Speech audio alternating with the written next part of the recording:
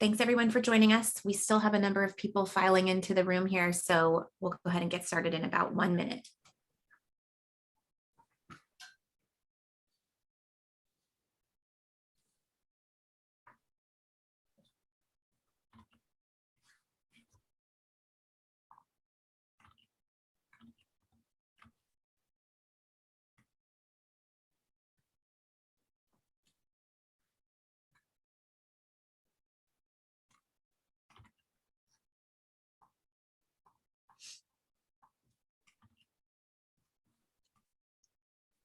All right, thanks so much everyone for joining us. We'll go ahead and get started here. I have the pleasure this morning of being joined by John Hersicorn, who's a practice consultant from the Pivot Hearing team, and he's going to talk with us this morning about creating your practice value proposition. Before we get started, I just wanted to let you know that we are going to leave plenty of time at the end for questions. So if you do have any questions during the presentation, you can go ahead and ask those using the Q&A interface at the bottom of your Zoom screen. And if you have any questions or even technical issues during the presentation, you can go ahead and put them there and we'll help you out. So with that, I'm going to turn it over to John. Okay, good morning, good afternoon, everyone. Pleasure to be with you today. We're going to be discussing practice value proposition. So the session goals for today will be to understand the importance of differentiated value in the hearing device distribution market. That's basically your practice and all the other retail choices your prospective patients have in your market area. We're going to be learning about a concept called practice value proposition, and we're going to understand the difference between advertising features and advertising benefits of your practice. We're going to learn how to create a value proposition for your specific practice, and then a very important piece, which is creating the 30-second elevator speech, which helps you communicate about the differentiated value in your practice. So all that sounds a little technical, I'm guessing, to some of you who are not familiar with like business marketing concepts that have been floating around the business world for many years. But I think you'll find them helpful to both defining and marketing your practice. So let's get started. I'm going to go back to, of course, there are in business, depending upon the markets, the business community is very familiar with competitive marketing, and there are many techniques and strategies for understanding how to compete in a very competitive market. The person that really founded a lot of this early research and practical applications was Michael Porter. And he established a lot of the principles of what to do in a competitive marketplace and how to survive and thrive in a competitive marketplace. But the first thing that he suggests that we do is look at our market and determine just how competitive it is. Now, for most of us who are in the hearing dispensing world, we know that our markets are getting competitive, and perhaps even more competitive as time goes on here. But let's take a look at the principles that Porter uses to define competition. The first one is the threat of new entrants. I mean, if you're have a retail practice in your market, how likely is it that a new retail practice of some kind will emerge dispensing hearing aids in your market? And we think that's fairly high. The barriers are lowering. There are many more choices that have emerged in the retail space that manufacturers are encouraging. And so we believe that the threat of new entrants into the retail space for hearing devices, including the government, are quite high. The next thing that he wants us to look at is the bargaining power of buyers. That's us. Do we have any bargaining power with our manufacturers in order to reduce the cost of goods sold? And I would say that's a medium, and it's maybe trending a little bit a little bit negative, more meaning more competitive. But buying groups, the emergence of corporate manufacturers, outlets, which are by definition volume oriented, make the trend a little bit more competitive. And how about the bargaining power of suppliers? When you go to choose which hearing devices you're going to purchase, are the suppliers of those hearing devices competing with each other for your business? And I would say that that's reasonably high. There are 6 main hearing aid manufacturers, all with a huge sunk R&D cost. So their desire to get any business, even incremental, is reasonably high. And how about the threat of substitute products? Well, that's been low for severe hearing loss, but it's getting higher, and especially higher in those with moderate hearing loss.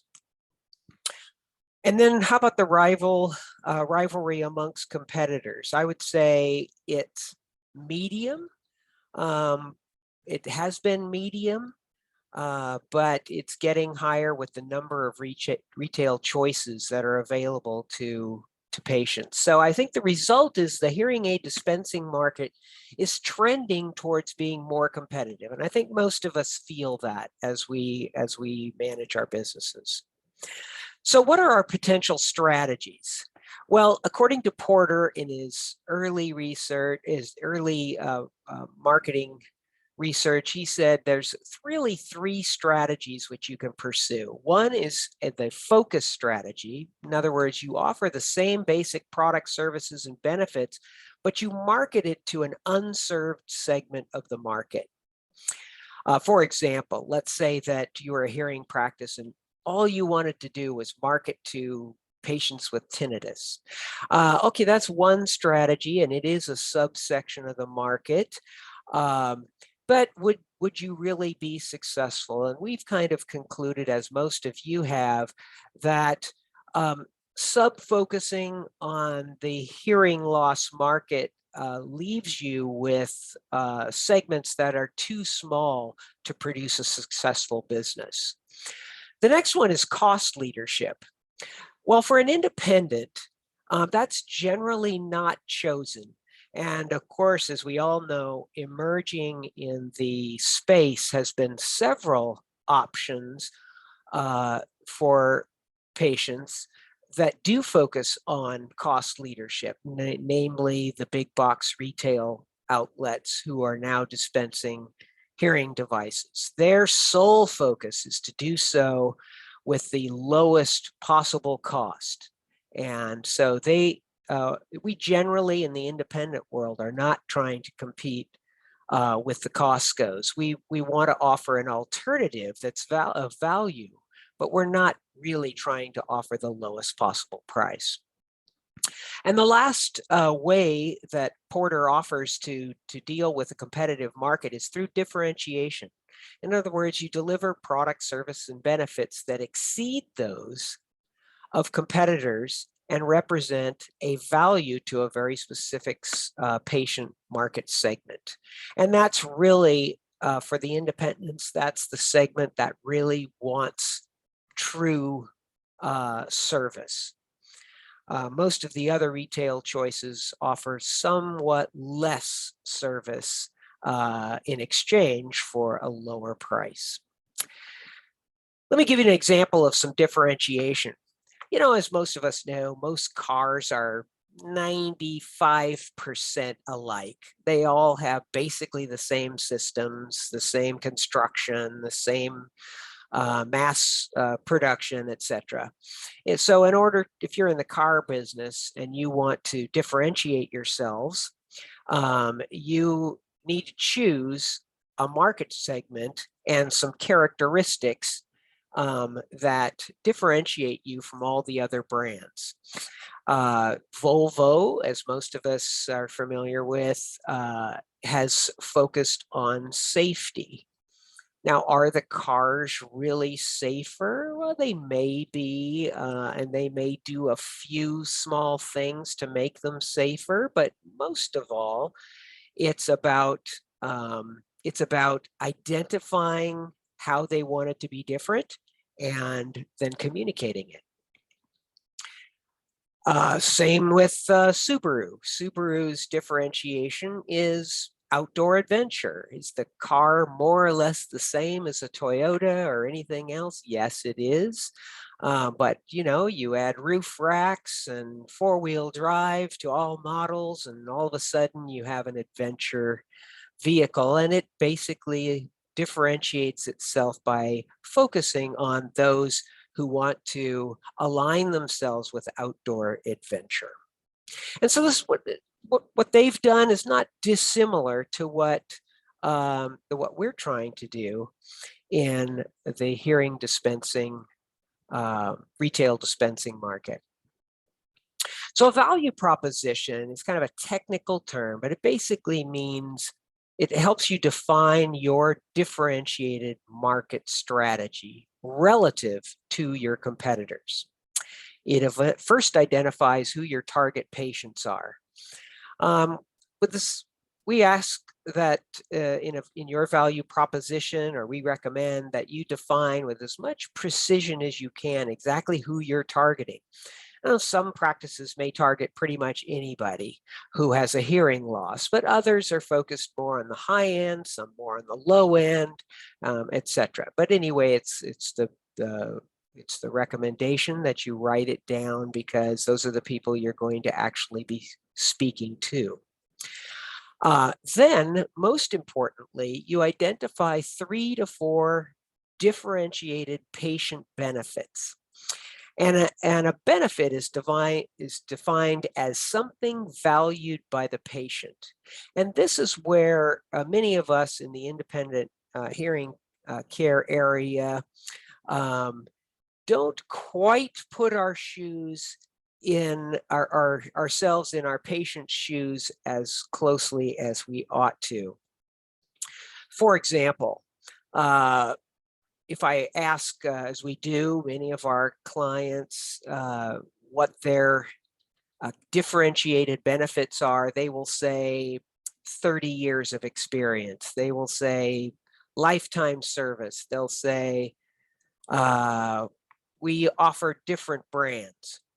But for a patient, you're then forcing the patient to try to make the leap from what does that feature have to do with something that I value. So one of the things that you really want to do is translate those features, advantages of your practice that you think about, and translate them into patient benefits. So for example, 30 years of experience, the way a patient might benefit from that is perfect hearing.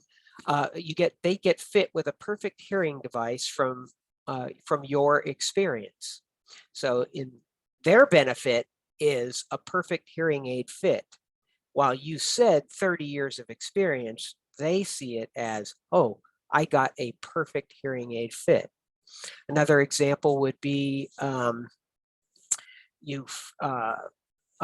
lifetime service, common benefit that's listed by many independents. And a lifetime of service is fine, but if you really want to translate that to the patient's world, you might say something like, whatever you need will be done to maximize your experience with your hearing aids at no additional cost, or whatever your benefit is. That way the patient understands, oh, I see how that directly affects me. And that's what you're really after, is the patient understanding from what you say to them and what they experience at your practice is truly a material benefit to them.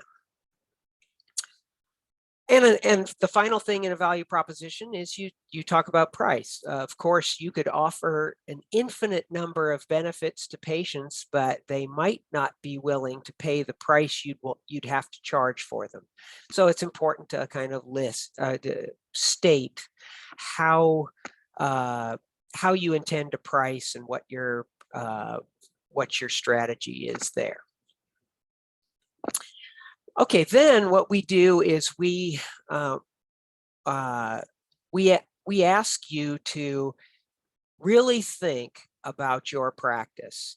And most of you kind of have a gut feel for why you're in business, but this is really a way for you to rediscover in written form why it is you exist. If you cannot find, if you're not the only retail choice in your market, and you cannot find a good reason for you to exist amongst all the other competitors, then you're probably going to struggle a little bit in your market.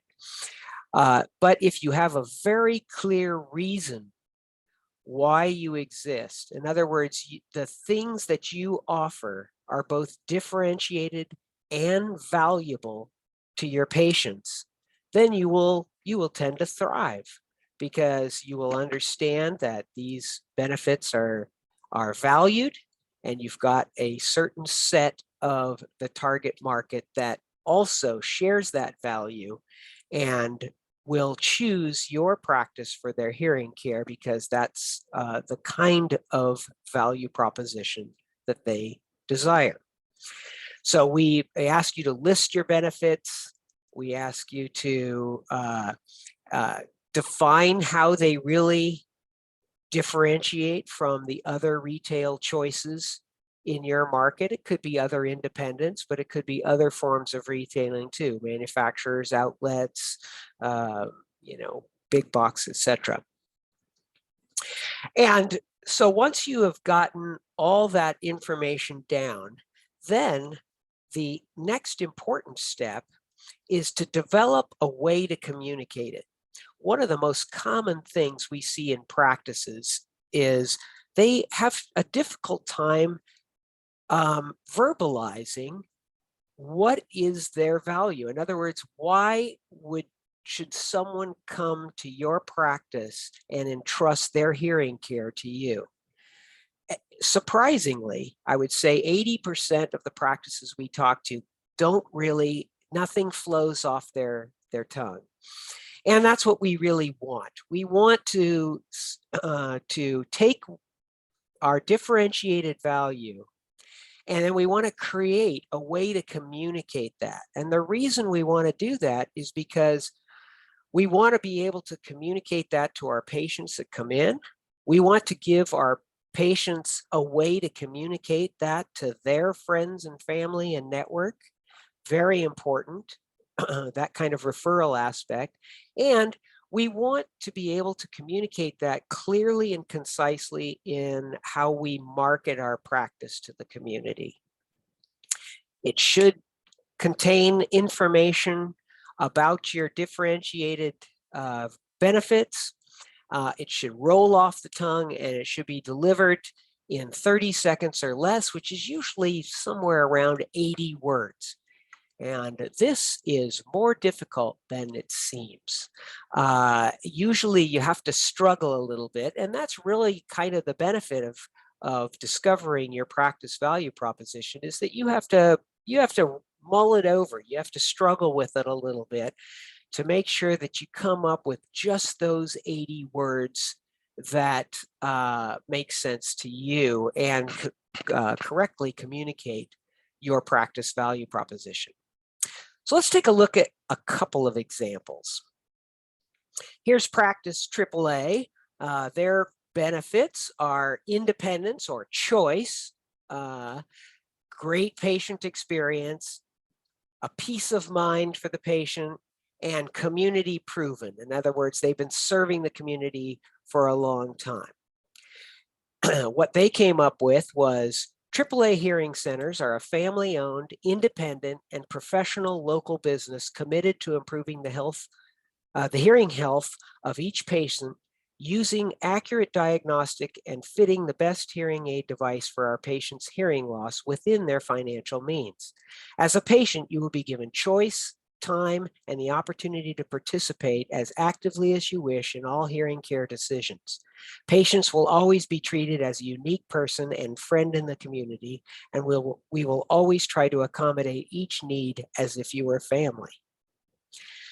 So I think you can see that that's very descriptive and a unique set of words that describes this practice's value proposition. And the more that they communicate that, the more it reinforces itself throughout their practice. Here's another example. Practice BBB. Theirs is responsiveness and availability to patients. They want to be professional, but really have an easy experience for patients. They want it to be like visiting a friend, and they don't want to nickel and dime their patients for all the various services that will be required over the lifetime of a hearing aid device. The way they communicated it is, there are enough things in life that are complicated and inconvenient. You don't need to add improving one of your only 5 senses to that list. Dr. BBB is a medical professional from a long line of medical professionals, and her passion is to use this expertise to improve your hearing, and she will improve your hearing. What differentiates her from most others is the way she goes about it. She has designed her entire practice and lifestyle to improve availability and responsiveness to her patients, and to making the experience pain-free by reducing the normal inconveniences of the city and minimizing the administration in between. And you can go ahead and read the rest, and you get the sense of what she's trying to communicate. By the way, these verbalizations of your value proposition usually take several weeks and a lot of gnashing of teeth to come up with the final words, but they really pay dividends in the end. And the last one is CCC here. Their benefits are, they're an odd D. They address overall hearing health. They provide a better hearing aid fit, and they have very easy access to their location. And so that's yielded CCC Hearing Center is a professional hearing care center who identify, access, and manage disorders of hearing, balance, and other neural systems. With her 26 years of experience, Dr. CCC will accurately evaluate your hearing and, if needed, fit you with the hearing device for the way your brain hears, and et cetera, et cetera. And you can hear there's a certain professional aura about the language, and that's what this person wanted to communicate, a very medical kind of atmosphere and professionalism she wanted her practice to be known for. So from those examples, you can kind of get a sense of where we're going, and we recommend this for every practice, no matter whether you're just starting your practice and developing who you will be, or if you've been in business for many years. Creating a value proposition, you will find, will be an enormous benefit to your practice.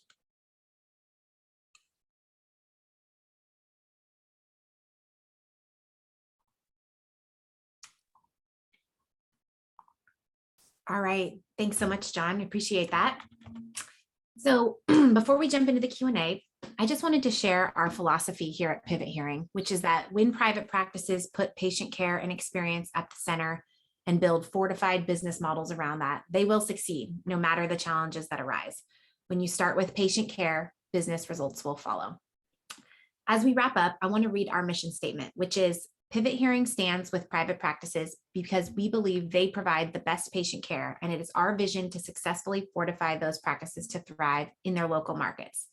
The key to your success now and in the future is to develop and communicate compelling reasons why patients should choose you over other competitive alternatives in the market, whether those alternatives are big box stores, managed care entities, or even government legislation. Pivot Hearing develops impactful, forward-thinking, real-world tools to help private practices compete. And we don't just bring ideas, we also deliver lightning fast execution so your practice can stay one step ahead.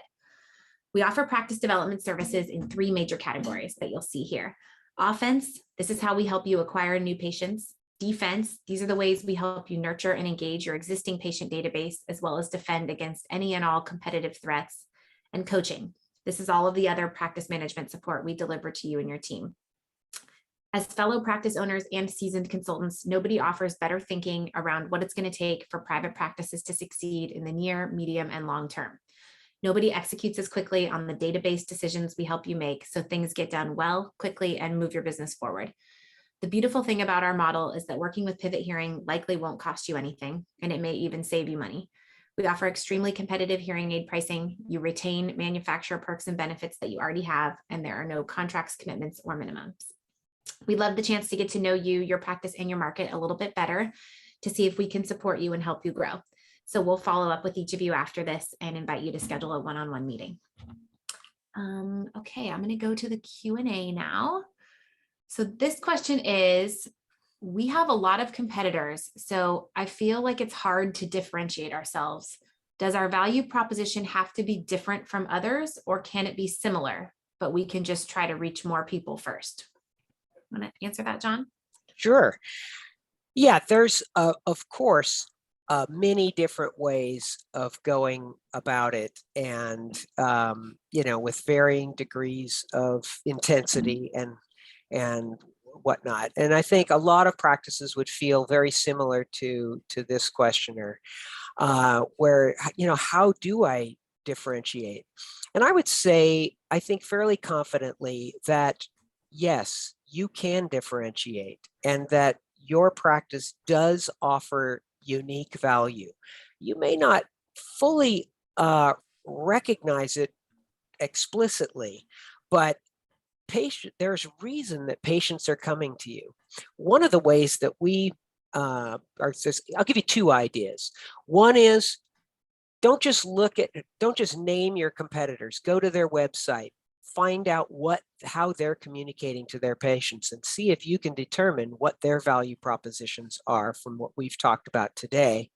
And then take a reassessment of your own practice. The second thing is I really would ask you to talk to your patients after they've been served. They will tell you what they like and dislike, and they will give you the reasons that they came and trusted your practice for their hearing care. You can get a lot of ideas, maybe even some that you haven't thought of ways in which you can differentiate just based on their feedback. Okay, great, thanks. Here's another question. I'm a new practice and I have some ideas on why we are different, thoughts around pricing, but I'm not sure if they will make business sense. Can you help with that too? Well, we certainly can. Making business sense is very market dependent. What works in one market may not work in another market. So again, I think what we would need to do is try to understand exactly what are the competitors and the driving forces in your market, and see if we can develop a strategy based on those.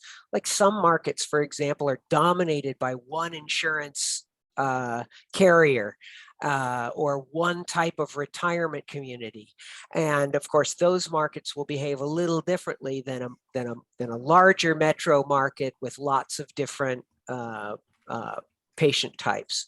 So I would say yes, you can differentiate, and it's all about knowing who your competitors are and how you go about differentiating yourself against them. Great. Okay, we have one final question here, which is just the perfect timing. I know we're right at time. So the question is, how do I begin this exercise? What's the best way to get started? Yeah, the best way to get started is with a quick call. And usually these take about 15 minutes. We learn a little bit about your practice and your geographical area. And we walk you through the process. And then we ask you to take a shot at the value proposition worksheet. And we work with you to do that. Usually it takes some back and forth, maybe an additional call where we discuss what you're struggling with, but ultimately you end up with differentiated value benefits and an elevator speech that allows you to communicate about your practice. And we walk you through that. It usually takes a couple of weeks, and it's usually very fruitful and productive. Great. Well, with that, we're going to wrap up. I want to thank everyone for attending today, and we will be in touch with you real soon. Have a great rest of your day. Take care. Thanks, everyone. Bye.